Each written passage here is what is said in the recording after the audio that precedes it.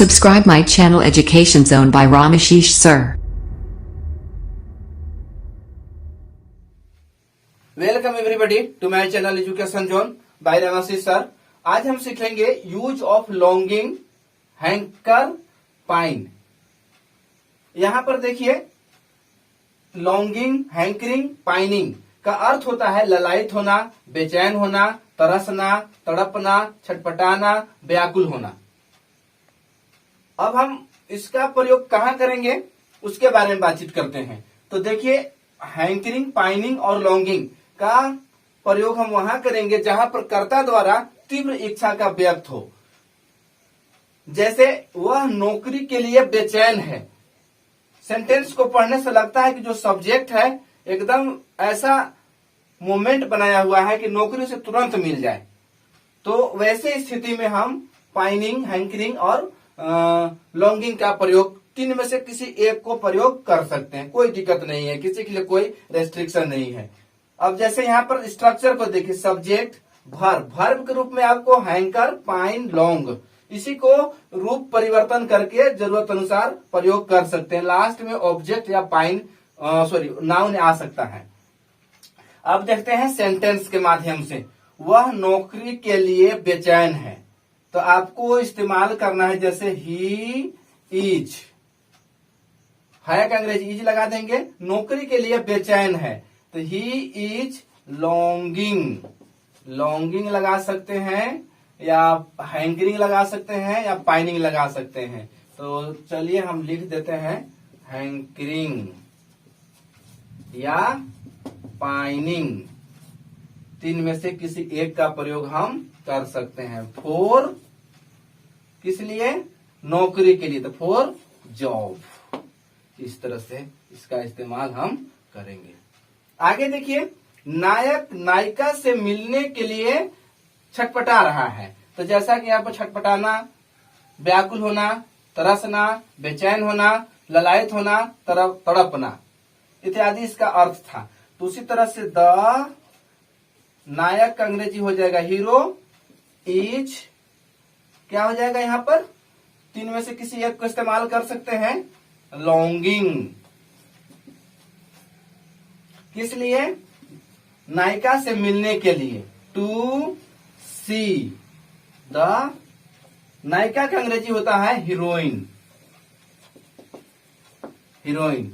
इस तरह से इसका इस्तेमाल करेंगे। अब एक दो सेंटेंस और है, इसको भी देख लीजिए। वह पुत्र के लिए तरस रहा है, तो इसका भी आप आसानी से अनुवाद कर लेंगे।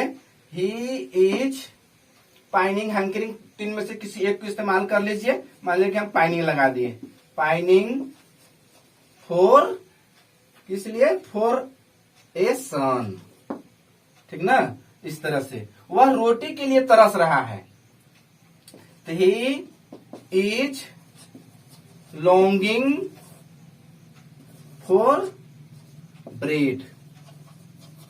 इस तरह से इस्तेमाल कर सकते हैं इसका। एक बार फिर से देख लीजिए, लॉन्गिंग, हैंकरिंग और पाइनिंग का अर्थ होता है ललायित होना, बेचैन होना, तरसना, तड़पना, छटपटाना, व्याकुल होना। इसका कर्ता द्वारा तीव्र इच्छा व्यक्त हो तो वहां पर हम इसका इस्तेमाल कर सकते हैं, जैसा कि यह सेंटेंस में आप देख सकते हैं। इस तरह से आप भी इसका इस्तेमाल कीजिए और अधिक से अधिक सेंटेंस।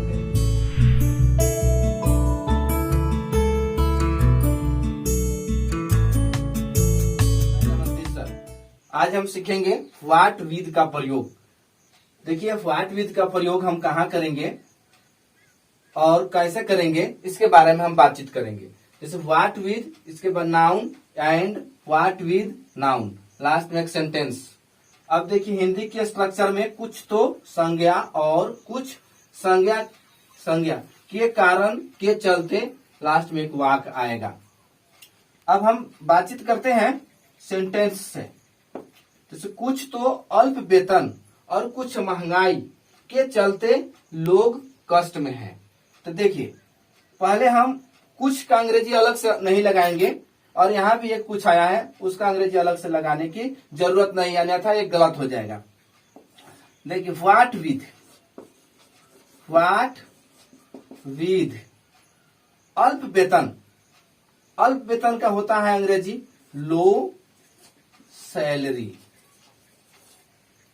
और का अंग्रेजी लगाएंगे एंड व्हाट विद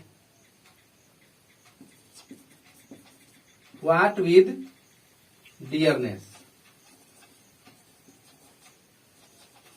डियरनेस। अब मेरा ट्रांसलेशन यहां तक हो गया। कुछ तो अल्प वेतन और कुछ तो महंगाई के कारण के चलते, व्हाट विद से मेरा ट्रांसलेशन हो जाएगा। लोग कष्ट में हैं, तो पीपुल आर इन ट्रम्बल।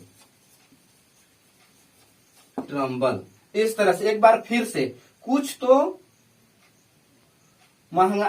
तो अल्प वेतन और कुछ तो महंगाई के चलते लोग कष्ट में हैं, तो कुछ तो महंगाई और कुछ तो अल्प वेतन, इसका अंग्रेजी हम व्हाट विद से करेंगे। आप ध्यान से देखेंगे। अब अगला सेंटेंस देखते हैं। कुछ तो बीमारी और कुछ भूख के कारण वह कमजोर हो गई है। तो देखिए व्हाट विद बीमारी, बीमारी का अंग्रेजी हो जाएगा इलनेस। एंड व्हाट विद भूख, भूख का अंग्रेजी हो जाएगा हंगर। हंगर, वह कमजोर हो गई है, तो वह का अंग्रेजी यहां पर हो जाएगा सी, क्योंकि वह स्त्री के लिए आया है। सी हैज बिकम वीक। ऐसे करना है। व्हाट, कुछ तो और कुछ का अंग्रेजी व्हाट विद का प्रयोग से हम अनुवाद कर लेते हैं। कुछ तो अच्छे शिक्षकों और कुछ किताबों के चलते वह अंग्रेजी सीख सका। यह सेंटेंस सीख सका है, लेकिन यहाँ प्रेजेंट का सेंस दे रहा है। जैसे व्हाट विद अच्छे शिक्षकों, अच्छे शिक्षकों का अंग्रेजी लिखिए good teachers. Teachers and books, sorry what with books के चलते वह अंग्रेजी सीख सका। तो कॉमा लगा सकते हैं। He can learn English.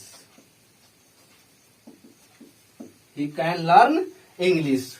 कुछ तो बुढ़ापा और कुछ बीमारी के कारण वह दौड़ नहीं सका। तो देखिए कुछ तो बुढ़ापा, तो कुछ व्हाट, अभी हम सिखाए हैं कुछ तो का अंग्रेजी व्हाट विद लगाना है। What with old age, old age and कुछ बीमारी, व्हाट विद इलनेस। इलनेस के कारण वह नहीं दौड़ सका। तो के कारण मेरा व्हाट विद से ही हो जाएगा। के कारण, तो ही कैन नॉट रन। इस तरह से आपको अनुवाद करना है। एक बार फिर से देखिए कि कुछ तो और कुछ दो नाउन रहेंगे, इसका अंग्रेजी हम व्हाट विद से करेंगे। और व्हाट विद के बाद मेरा लास्ट में एक सेंटेंस आएगा। यह सेंटेंस जैसे जिस मूड में रहेगा, जिस टेंस में रहेगा, जिस वर्ब में रहेगा, जिस फॉर्म में रहेगा, उसको हम उस तरह से अनुवाद कर लेंगे। आगे देखते हैं एक बार फिर से। कुछ तो संज्ञा और कुछ संज्ञा के कारण के चलते लास्ट में एक वाक्य। तो हिंदी के सेंटेंस से देख लीजिए। जैसे कुछ तो अल्प वेतन और कुछ महंगाई के चलते लोग कष्ट में हैं। तो what with low salary and what with dearness, people are in trouble. इस तरह से आपको अनुवाद करना है। लास्ट वाला सेंटेंस देखते हैं। कुछ तो बुढ़ापा और कुछ बीमारी के कारण वह दौड़ नहीं सका। तो कुछ तो बुढ़ापा और कुछ बीमारी के कारण वह दौड़ नहीं सका। तो इस तरह का सेंटेंस जब रहेगा तो हम व्हाट विद से ट्रांसलेशन करेंगे। What with old age and what with illness he can not run. इस तरह का सेंटेंस आप देख लीजिए, स्क्रीनशॉट ले सकते हैं और स्क्रीनशॉट लेकर इस तरह का सेंटेंस के इसी आधार पर आप सोचिए और